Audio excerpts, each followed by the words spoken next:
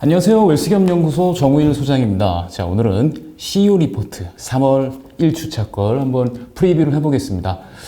연일 코로나 때문에 대한민국 위기감이 고조되고 있고요. 정말 저도 국민의 한 사람으로서 정말 좀 화도 많이 나고 그렇습니다. 특히 그 잘못된 종교 뭐 이런 것들은 좀 이제 좀 근절됐으면 좋겠고, 좀 이럴 때일수록 좀 한마음 한뜻으로 좀 마음을 모아야 될 것 같은데, 특히 그 마스크 사재기 하신 분들은 진짜 세무조사 요번에 아마 세게 맞을 겁니다. 특히 그 마스크를 사재기하고 지금 막 중국으로 팔려고 하시는 분들 지금 다 세무조사 기다리고 있으니까 혹시나 그런 분들 없도록 좀 조심하시고요. 특히 코로나19에서 피해를 입은 기업들을 위한 세정 지원이 있습니다. 일단 소상공인들 같은 경우에는 법인세하고 부가가치세 납입할 것, 특히 법인세는 3월에, 부가세는 4월에 납입해야 될 거를 최대 9개월까지 연장해 드리고요. 그 다음에 이미 고지된 국세는 최대 9개월 징수 유예를 하고, 만약에 국세를 체납해서 처분을 기다리고 있는 상황이라면 1년 정도 유예해 줍니다. 그 다음에 현재 세무조사가 들어왔다고 한다면 일단은 세무조사 전제 연기가 되고요. 대구 경북 지역은 이제 세무조사가 없고, 그 다음에 그 외 지역은 조사 착수를 최소화하거나, 그러니까 예를 들어서 올해 기간이 넘어가거나 막 이런 것들만 하고요. 그 다음에 하더라도 대면은 최소한 자제하고, 그 다음에 연기하거나 중지시킬 수 있습니다. 그 다음에 이제 또 세정지원책이 나왔는데요. 그러니까 예를 들어서 부가세라든가 뭐 환급을 받는다, 세금 환급을 받는다고 하면 법정 기간까지 갖고 있는 게 아니라 최대한 빨리 법인의 통장에 좀 돈을 넣어드리는 걸로 좀 바뀌고 있다고 보시면 됩니다. 자, 그 다음에 이제 지방세도 역시 마찬가지로 취득세, 지방소득세, 그 다음에 주민세 종업부분 신고 부분에 대해서는 납부 기한을 6개월 연장을 할 수 있고요. 그 다음에 징수하고 체납 처분도 역시 6개월 단위로 연장을 할 수 있습니다. 그 다음에 세무조사 및 지방세 감면 혜택까지 들어가고요. 관세 역시도 특히 중국 내 공장 폐쇄로 인해서 원자재 혹은 부자재 수급 및 수출에 차질이 생긴 기업들 같은 경우는 일단 납기 연장하고 분할 납부할 수 있도록, 그 다음에 당일 관세 환급금을 지을 수 있도록 뭐 이런 것들을 좀 하고 운영을 하고 있습니다. 그래서 혹시 코로나19에서 피해를 입은 기업들은 꼼꼼하게 지원책 좀 받을 수 있도록 안내해 주시면 좋을 것 같고요. 자, 뒷페이지 보시면 이제 3월이면 법인세 신고해야 되잖아요. 이 법인세 신고할 때 좀 방향성들을 좀 담아놨습니다. 특히 그 법인세 신고안내 책자 같은 경우 저희 멤버분들은 이제 보내드렸고요.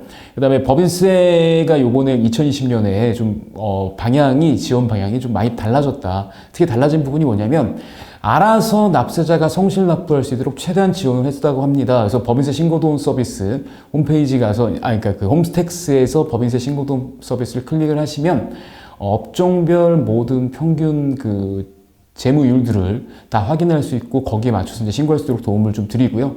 그 다음에 뭐 법인에서 비용 처리할 수 있는 사전에 안내들도 같이 좀 해드립니다.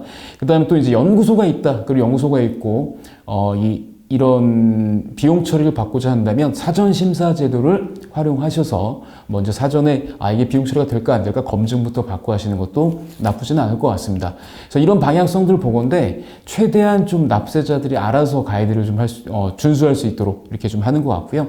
특히 법인세 이번에 내실 때 주의사항은 일단 오늘 특집으로 담은 건 원가를 과다 계상한 것들은 좀 조심하셔라. 특히 정규준 빚 미수치하고 고액을 받는 뭐 임대료라든가 뭐 이런 것들, 그 다음에 법인카드 특히 조심해야 되게 사적 사용하는 거. 법인카드 사적 사용 여부들이 다 지금 나오고 있고요. 알아서 전산에서 분류가 되기 때문에 이것도 조심하시는 게 좋고요. 특히 상품권을 과다하게 구매하셔서 쓰신다면 또 이제 문제가 생길 수 있습니다. 상품권을 과다하게 하셔서 업무 외적으로 사용하거나 이런 경우에 문제가 생길 수 있고요.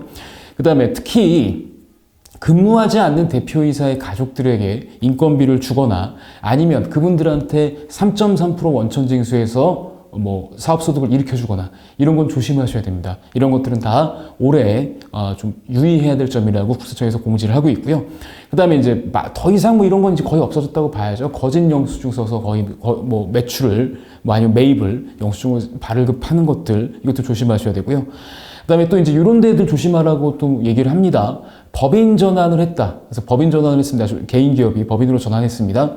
이런 경우에 소득률을 너무 낮게 신고하는 경우, 그 다음에 세무조사를 한번 맞았어요. 세무조사를 한번 맞고 나서 또 소득률을 낮게 신고하는 경우는 또 한 번 보겠다 라는 게 이제 국세청 입장입니다.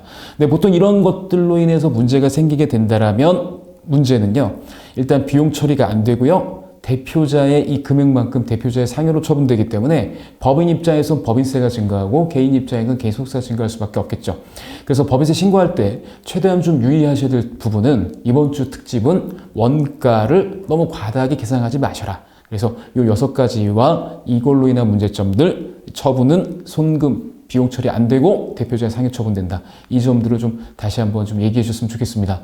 자, 지금 하셔야 될 일은요, 저 법인의 가결산 자료 봐드리면서 재무비율 점검해 주시는 겁니다.